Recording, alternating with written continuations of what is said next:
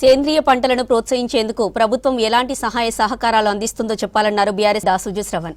పంటలను ప్రోత్సహించేందుకు ప్రభుత్వం ఎలాంటి సహాయ సహకారాలు అందిస్తుందో చెప్పాలన్నారు బీఆర్ఎస్ ఎమ్మెల్సీ దాసోజు శ్రవణ్.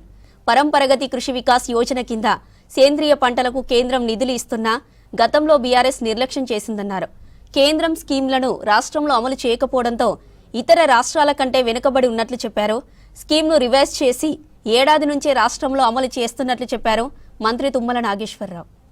ఇప్పుడు పక్క రాష్ట్రాలలో ఏ రకంగానైతే ఇవాళ ఆంధ్రప్రదేశ్ కావచ్చు, లేకపోతే మధ్యప్రదేశ్ కావచ్చు, మన పొరుగు రాష్ట్రాలలో ఏ రకంగానైతే ఒక అగ్రెసివ్గా లక్షల ఎకరాలలో లక్షల మంది రైతులను డ్రాఫ్టింగ్ చేస్తూ సేంద్రియ వ్యవసాయాన్ని పెంపొందించేందుకు చేస్తున్నటువంటి ఒక కృషి అవుతుందో ఆ రకంగా మన ప్రభుత్వం పూర్తి స్థాయిలో చేస్తున్నట్టుగా లేదు. చేయడానికి మీరు ఏ రకమైనటువంటి ఒక వెసులుబాటు కల్పిస్తారో సమాధానం చెప్పాలని కోరుతా ఉన్నాను. రెండవది, the seeds is the very biggest link in the మొత్తం దీంట్లో కూడా విత్తనాలు అనేటువంటి ఇవాళ విత్తనాలు అని అంటే అంత కల్తీ విత్తనాలు లేకపోతే పెద్ద పెద్ద బడా కంపెనీలు సప్లై చేసే విత్తనాలు ఉంటాయి. ఈ సేంద్రియ విత్తనాలను ప్రభుత్వం సప్లై చేయడం కోసం what kind of the measures that government is taking, దయచేసి అది కూడా మంత్రి గారు సమాధానం చెప్పాలని చెప్పని కోరుకుంటా ఉన్నాను. ముఖ్యంగా ఈ సేంద్రియ వ్యవసాయం కేంద్ర ప్రభుత్వం పరంపరగతి కృషి వికాస్ యోజన అనే దాంట్లో సబ్ కాంటినెంట్కి పెట్టారు అధ్యక్ష. అయితే శ్రవణ్ గారు కొత్త కాబట్టి గత ప్రభుత్వంలో నేను కూడా కొన్ని రోజులు ఉన్నా కాబట్టి మీకు కూడా అనుభవం ఉంది. 60-40% మీద పెట్టారు అధ్యక్ష. 60% కేంద్రం నిధులు ఇచ్చేటట్టుగా 40% మనం పెట్టుకోవాలన్నట్టుగా.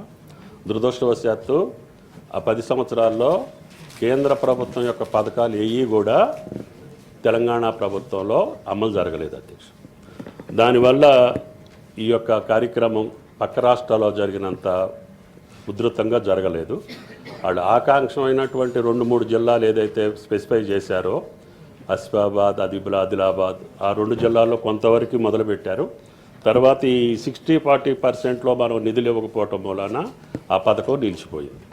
దాన్ని ఈ ప్రభుత్వం రేవంత్ రెడ్డి గారి ప్రభుత్వం రివైవ్ చేసి ఈ రోజున వాళ్ళు ఇచ్చినటువంటి అమౌంట్కి ధీటుగా మనం కూడా రిలీజ్ చేసి ఈ సంవత్సరం నుంచి మొదలు పెడుతున్నాం అధ్యక్ష.